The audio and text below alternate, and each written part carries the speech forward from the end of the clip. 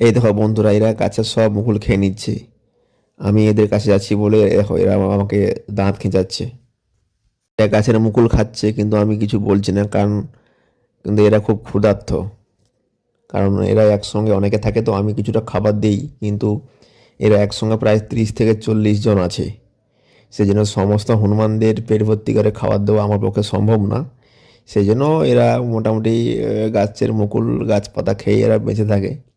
সেই জন্য এরা মুকুল খাচ্ছে বলে আমার কোনো গায়ে লাগছে না। কারণ আম বড় হলেও এরা আম খায়, কিন্তু তাছাড়া আমি তো আর আম বাজারে বিক্রি করতে যাব না, ঘরেই খাবো এবং এদেরকেও খাওয়াবো। তাছাড়া গাছে অনেক মুকুল হয়েছে, যদি কিছুটা খেয়েও থাকে কোনো সমস্যা নেই। আমি জানি যে হনুমানে যদি কোনো ফল বা ফুল খেয়ে থাকে তবে সেই গাছে বেশি ফল হয়। সেই জন্য আমি কিছু বলছি না। তারপরেও এরা মানে খুব ক্ষুধার্ত। সত্যি এদেরকে দেখবে, দেখো কত কিউট দেখো। সত্যি এইরকম প্রাণীদের কখনো গায়ে আঘাত করো না। দেখো সত্যি দেখলে মানে কি বলা যায়, মন ভরে যাবে। আমি দাঁড়িয়ে আছি তবুও দেখো এরা সরে যাচ্ছে না, কারণ খাবার দিয়ে দিয়ে এরা আমার মানে বন্ধুর মতো হয়ে গেছে। তাছাড়া এ জানে যে এ আমাদের কিছু ক্ষতি করবে না, সেই জন্য দেখো চুপচাপ খেয়ে যাচ্ছে, আমার দিকে তাকাচ্ছে আর চুপচাপ খেয়ে যাচ্ছে। আর আমি এদেরকে তাড়াচ্ছি না, কারণ এরা পেটের জ্বালায় খাচ্ছে, কিছু করার নেই।